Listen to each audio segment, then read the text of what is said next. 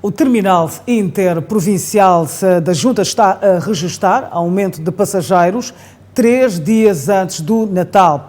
O facto está a elevar as expectativas dos operadores de transportes interprovincial.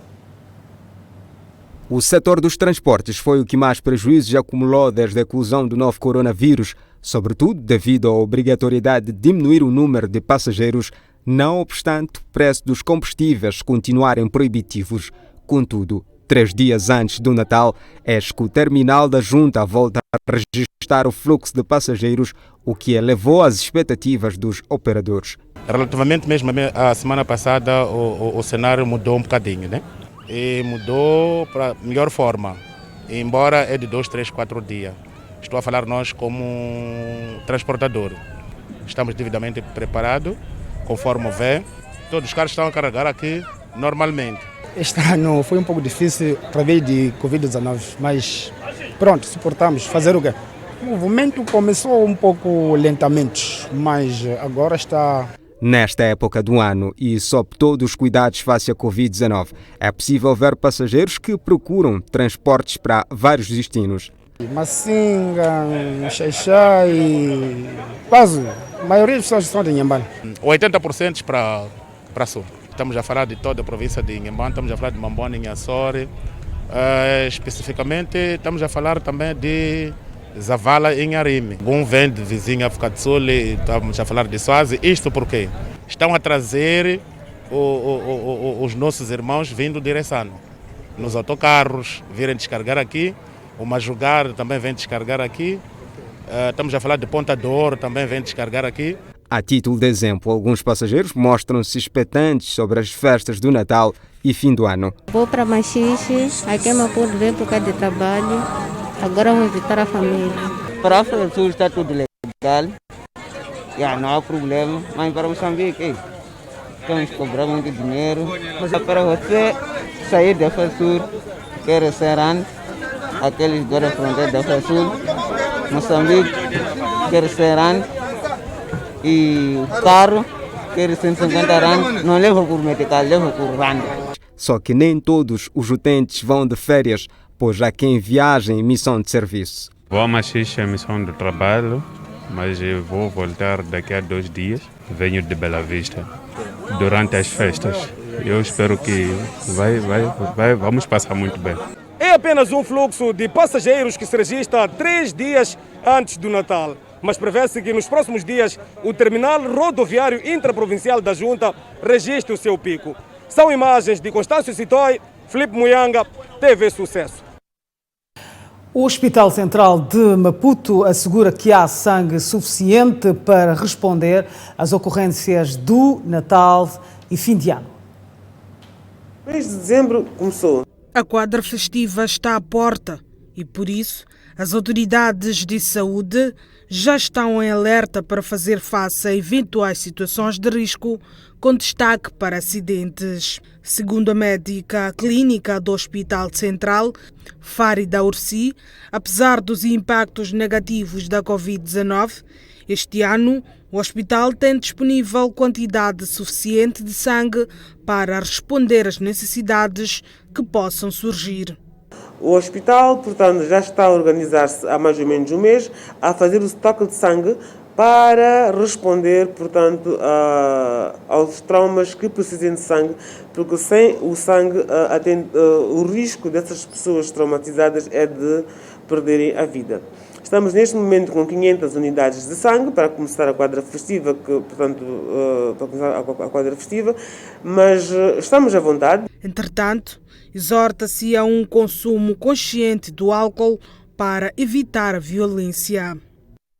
Saírem amigas de casa e voltam inimigas e agridem-se durante as festas e de razão pela qual serão abertas 3 portas de entrada de urgência no Hospital Central de Maputo e escalados mais de 200 profissionais de saúde à disposição dos pacientes. Preparamos-nos, tanto em termos de recursos humanos e escalas de apoio para os serviços de urgência. Nós temos no hospital 3 portas de entrada de urgência. Temos a urgência de adultos, a urgência de pediatria e a urgência da maternidade. Normalmente, as duas urgências, as primeiras urgências, que é a de pediatria e da maternidade, têm tido um aumento de fluxo de pacientes, portanto, durante a quadra festiva. Na ocasião, Farida Ursi diz que os meses de janeiro e fevereiro serão de pico ao Covid-19, pois, devido ao relaxamento das medidas de prevenção, as pessoas tendem a envolver-se em situações de risco. O risco de se contaminarem na comunidade, neste momento, aumentou. Ou melhor, é maior, porque as pessoas já não estão a respeitar as normas de prevenção. Já não usam máscaras, andam em grupos e não respeitam o distanciamento. No presente ano, as festas do Natal e da passagem do ano acontecem sob o espectro da pandemia do novo coronavírus. A polícia avisa que não vai tolerar atos que perturbem a ordem e tranquilidade pública na província de Sofala. O comandante provincial da PRM na província de Sofala, João Kisev, não quer ver subirem os casos de acidentes de aviação nesta quadra festiva por conta da negligência e erros humanos. Por esta razão, declara tolerância zero à condução sob efeito de álcool. A tolerância de ser zero. Nós não vamos permitir que saiam à rua, que se façam à rua, se façam as nossas vias em estado de embriaguez. Alguns deles, com viaturas que não conferem qualquer segurança. Outro sim é a não extorsão na via pública. Não se pode confundir nunca o sentido de missão com interesses pessoais. Está claro, companheiros? A nossa missão é clara. O que temos de fazer está cristalino. Cabe-nos cumprir e fazer valer esta grande instituição, que é o Ministério do Interior, com o Comando-Geral.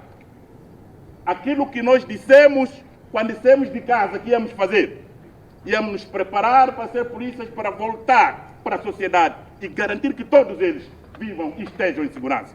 E circulam nas nossas vias seguros. Não aquilo que alguns fazem. Alguns associados com criminosos. Extorsão na via pública. Essas coisas, tolerância zero. Pretendendo ver os cidadãos convivendo num ambiente de segurança e tranquilidade, SEV insta a polícia comunitária e agentes de segurança privada a colaborarem com os agentes da corporação. Vemos ocorrências há pouco tempo de 5, 6, 7, 8 pessoas com katanas. E eles estão lá no nosso bairro. Como é que nós não conseguimos ver? Como é que nós não conseguimos saber que está aqui um bandido aqui? Como é que não sabemos saber que se vê alguém de um bairro para aqui, de uma província para aqui? Como é que isso acontece sem nós percebermos? Essas pessoas que andam a raptar cidadãos, alguns deixam nos nossos bairros. Pergunto, por que é que nós vemos coisas estranhas e não reagimos? Uma casa que só acende a luz à noite 2 a 3 vezes, mas vemos fundo, mas ninguém sabe quem está lá dentro. Nunca ninguém viu. E nós acharmos isso uma normalidade. Então precisamos de repensar. Vamos estar integrados neste momento com a nossa polícia durante os patrulhamentos que vão ocorrer nos bairros. Temos que velar pela segurança do cidadão. Por outro lado, o comandante provincial da PRM em Sofala, que falava numa parada na cidade da Beira, garantiu que ao longo da Estrada Nacional número 6 e 1, a segurança está garantida. Estamos de volta para o jornal principal. O jurista e docente universitário Paulo Sousa é de opinião que a prisão preventiva não deve ultrapassar 1 mês e que, para tal, se feito a máquina da administração da justiça tenha meios humanos e materiais periciais capazes de tornar célere os processos de instrução preparatória e julgamentos. Porque, em contrário, para o jurista e docente universitário Paulo Sousa, o aumento dos prazos da prisão preventiva vem a revelar a falta de capacidades humanas e técnicas para lidar com o fenômeno criminológico. Penso que os prazos de prisão preventiva são correlacionados à complexidade da instrução. E também defendo a teoria que quanto mais estivermos equipados, do ponto de vista de órgãos que integram a administração da justiça com poder de instrução, a eficácia da instrução ou da investigação vai justificar a redução dos prazos de prisão preventiva. Porque se um laboratório, por exemplo, de criminalística não estiver equipado, seja com recursos materiais ou recursos humanos, logicamente que qualquer diligência requerida pelo tribunal ou para qualquer parte processual vai levar tempo. E em detrimento disso está alguém dentro de uma cadeia, dentro de uma esquadra, ou seja, detido à espera de julgamento.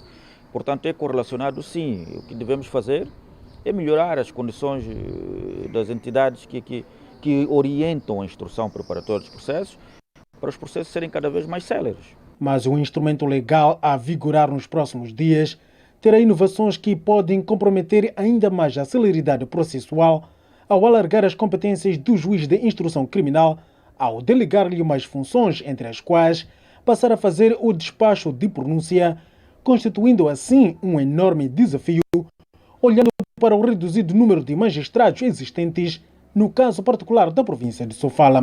Se não ser acompanhado com o aumento do número de magistrados, vamos ter problemas de celeridade processual. Olhando para o número de juízes de instrução criminal que temos, especificamente na cidade da Beira, que ainda temos problemas de legalizações de prisões em tempo útil e ainda assim dá-se mais uma competência aos juízes de instrução criminal. Não sei se há de haver uma espécie de aumento desses magistrados, especificamente falo do juiz de instrução criminal, para acomodar esta inovação. Refere-se que o novo Código do Processo Penal, que é tipicamente moçambicano, vem substituir o que está em vigor há décadas, daí estar desajustado à realidade do país, uma vez ter sido herdado da jurisprudência colonial. Estudantes de ciências jurídicas e criminalística afirmam que o instrumento legal a vigorar em janeiro de 2021 peca pelo facto do mesmo dar valor acrescido às provas testemunhais, facto que poderá propiciar a condenação de inocentes por ajuste de contas. Porque, em contrário, para o jurista e docente universitário Paulo Sousa, o aumento dos prazos da prisão preventiva vem a revelar a falta de capacidades humanas e técnicas para lidar com o fenômeno criminológico. Penso que os prazos de prisão preventiva são correlacionados à complexidade da instrução. E também defendo a teoria que quanto mais estivermos equipados, do ponto de vista de órgãos que integram a administração da justiça com poder de instrução, a eficácia da instrução ou da investigação vai justificar a redução dos prazos de prisão preventiva. Porque se um laboratório, por exemplo, de criminalística não estiver equipado, seja com recursos materiais ou recursos humanos, logicamente que qualquer diligência requerida pelo tribunal ou para qualquer parte processual vai levar tempo. E em detrimento disso está alguém dentro de uma cadeia, dentro de uma esquadra, ou seja, detido à espera de julgamento. Portanto, é correlacionado sim. O que devemos fazer é melhorar as condições das entidades que orientam a instrução preparatória dos processos, para os processos serem cada vez mais céleres. Mas o instrumento legal a vigorar nos próximos dias terá inovações que podem comprometer ainda mais a celeridade processual ao alargar as competências do juiz de instrução criminal, ao delegar-lhe mais funções, entre as quais passar a fazer o despacho de pronúncia, constituindo assim um enorme desafio, olhando para o reduzido número de magistrados existentes no caso particular da província de Sofala. Se não ser acompanhado com o aumento do número de magistrados, vamos ter problemas de celeridade processual. Olhando para o número de juízes de instrução criminal que temos, especificamente na cidade da Beira, que ainda temos problemas de legalizações de prisões em tempo útil e ainda assim dá-se mais uma competência aos juízes de instrução criminal. Não sei se há de haver uma espécie de aumento desses magistrados, especificamente falo do juiz de instrução criminal, para acomodar esta inovação. Refere-se que o novo Código do Processo Penal, que é tipicamente moçambicano, vem substituir o que está em vigor há décadas, daí estar desajustado à realidade do país, uma vez ter sido herdado da jurisprudência colonial. Houve uma troca de peças. O Presidente da República, Filipe Jacinto Nyusi, promete suspender o relaxamento concedido ao país caso prevaleçam comportamento de risco. No passado dia 17 do corrente mês, o Presidente da República anunciou o relaxamento de algumas medidas de prevenção da Covid-19 no país. Após a entrada em vigor no passado dia 19, os cidadãos não têm respeitado integralmente as normas impostas, um fato que gera insatisfação ao chefe de Estado. O lazer está a ficar acima de saúde e do aumento das rendas das famílias do país. Disse também, na mesma ocasião, e repeti, que essas medidas não podiam significar um relaxamento dos cuidados de prevenção contra esta doença. Foi bem claro que, em caso de incumprimento, recuaríamos na reabertura desses setores da vida social. A descoberta de uma nova variante do coronavírus no Reino Unido e na África do Sul fez soar o alarme a nível internacional e Nyusi exorta ao redobrar de medidas de prevenção da pandemia a nível doméstico. O mundo agora está perante estudos que indicam o surgimento de novas variantes do coronavírus. Informação cientificamente comprovada indica que alguns casos foram diagnosticados na vizinha África do Sul.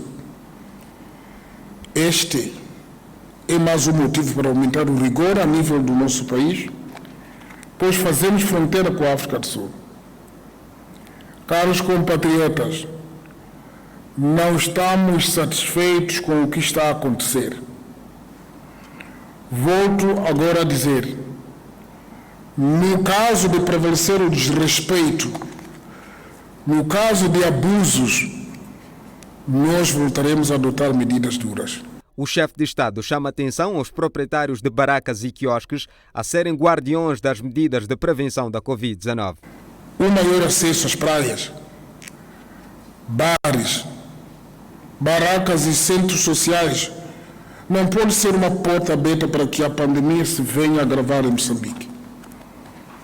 Os proprietários destes estabelecimentos, para que não voltem a paralisar as fontes de rendimento, devem ser os primeiros guardiões e ativistas para a promoção das medidas de prevenção contra a pandemia da Covid-19. Não iremos transigir a defesa de saúde de todos. Refira-se que o relaxamento das medidas de prevenção da Covid-19 anunciado pelo chefe de Estado inclui a abertura de bares, barracas e quiosques de venda de bebidas alcoólicas. O Presidente da República, Filipe Nyusi, promoveu hoje oficiais da migração a patente de primeiro adjunto do Comissário. No que concerne ao terrorismo, está claro que estamos perante uma violência planeada contra pessoas ou património, na tentativa em vão de coagir ou intimidar o nosso governo e a sociedade moçambicana para atingir os seus objetivos ainda não claros. Daí que chamamos a grande responsabilidade aos oficiais da migração, que admitem saídas e entradas. Portanto, o setor da segurança que abre ou fecha as portas de entrada a Moçambique. Queremos que seja do domínio de todos vós que o oficial superior da migração deve inspirar confiança ao oficial subalterno, até o guarda da polícia, ao cidadão ou mesmo ao estrangeiro que em Moçambique se desloca. Deve visualizar ao cidadão sobre a sua capacidade de avaliar o futuro da instituição e do país, ser capaz de medir as consequências na decisão que toma. Deve ser íntegro, isto é, consistente e dono da palavra, com habilidades suficientes para gerir com coragem as incertezas no decurso das suas funções. Primeiro, dizer que, por um lado, é um grande privilégio alcançar os lugares mais altos, portanto, da hierarquia da instituição.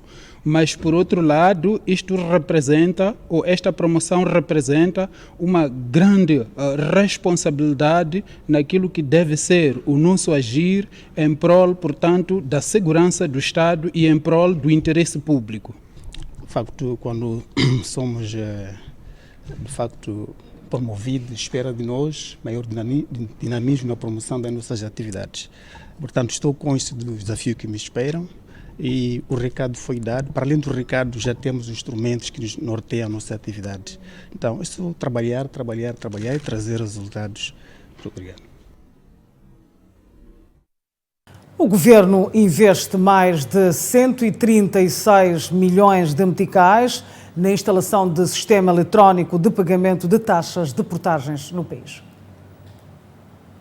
Este investimento será feito em 10 portagens, sendo que 2 na província de Zambésia e as restantes nas províncias de Cabo Delgado, Nampula, Sofala, Manica, Inhambane, Gaza e Maputo, respectivamente.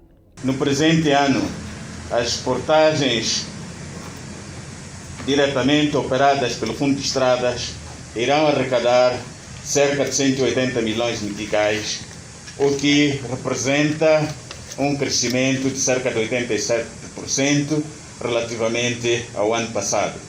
Se associarmos as portagens operadas pelo Fundo de Estradas e as operadas pela Revimo, o nível da arrecadação de receitas em 2020 atingirá 1.166 milhões de meticais, que é equivalente a 17 milhões de dólares.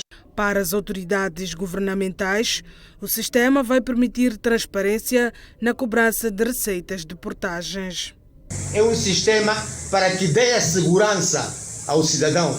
Por isso aí, a responsabilidade de todos nós, do município, do distrito, da província, de explicarmos à nossa população, aos transentes, aos donos das viaturas, que estamos a melhorar a receita e aquilo que nós estamos a pagar vai para o Estado para melhorar as nossas estradas e que não está a ir para bolsos alheios. Porque este é o conceito que há.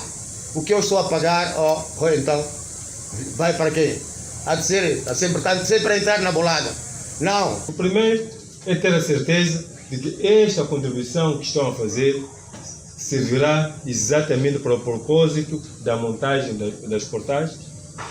A outra preocupação é saber se esta contribuição está ou não a melhorar as suas estradas. Portanto, nós não podemos cobrar em estradas que não tenham as condições mínimas de transitabilidade.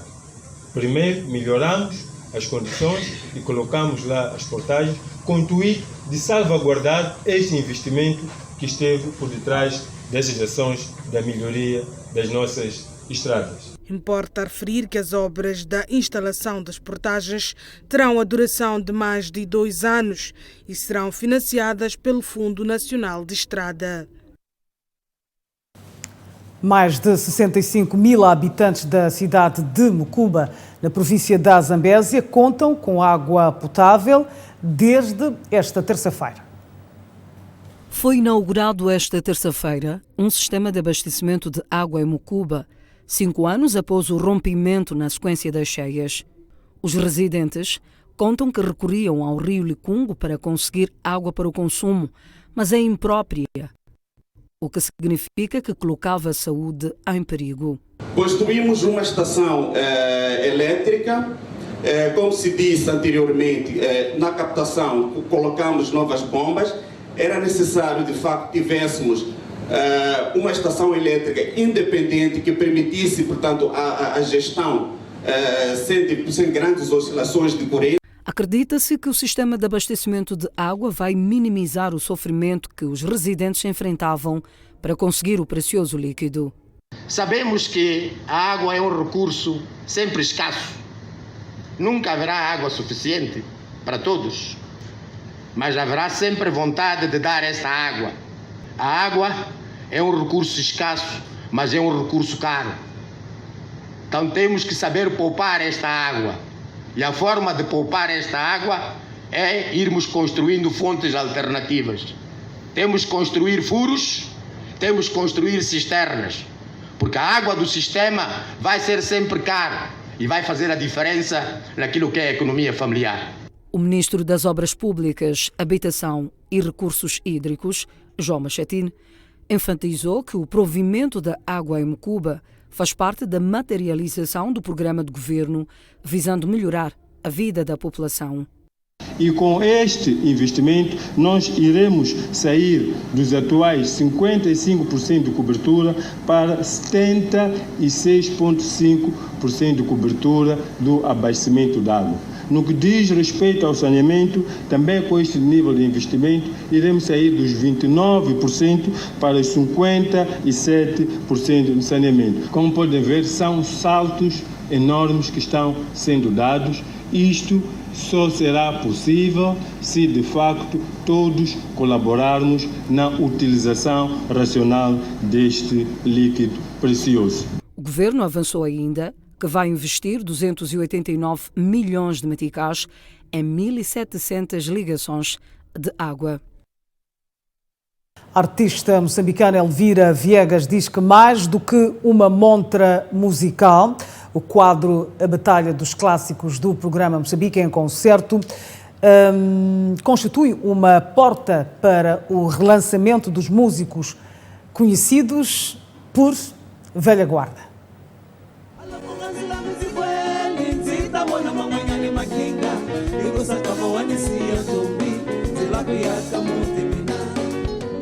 Numa altura em que os músicos da antiga geração tinham pouca visibilidade, eis que a TV Sucesso decidiu quebrar a barreira e conceder a oportunidade a esta geração musical considerada de ouro.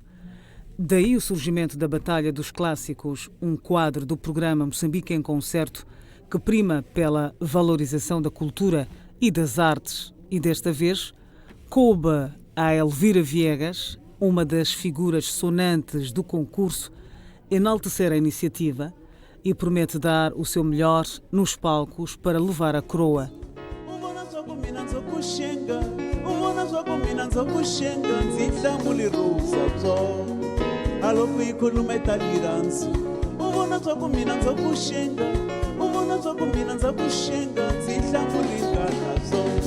Senti-me feliz, gratificada, no sentido de até que enfim apareceu alguém ou uma instituição que viu que nós estamos aqui para mostrarmos aquilo que nós sabemos fazer e como forma também de mostrar os mais novos e por que não recordar os velhos tempos. Então estou aqui feliz num desafio que eu sei que é bem duro, mas estou aqui. A autora da música Tiva Taco, que significa Cuide da Sua Vida em português, a semelhança dos outros concorrentes da Batalha dos Clássicos, está confiante na vitória. Todo indivíduo que vai a um jogo espera ganhar. Então, claro que eu tenho que ter uma claque. Se a minha claque não me apoiar, não votar em mim, poderá ser difícil. Independentemente do resultado final no concurso, Elvira Viegas considera que a sua participação já é um ganho. Só o simples fato de eu participar num evento como este, para mim já é gratificante, não é? Mas quero, de facto, ganhar. E eu vou ganhar. A existência de poucas editoras para a gravação de músicas é interpretada pela Viegas como principal obstáculo para a classe artística. As dificuldades têm a ver com os editores. Temos poucos editores no país. Temos poucos estúdios de gravação e os poucos que têm cobram uma fortuna. Já este domingo, a Batalha dos Clássicos irá na sua 4ª edição e os 10 concorrentes vão partilhar o palco do programa Moçambique em Concerto para abrilhantar o telespectador ao som do seu ritmo, aqui na televisão ao seu gosto, a TV Sucesso. Faltam apenas 3 dias para o Natal.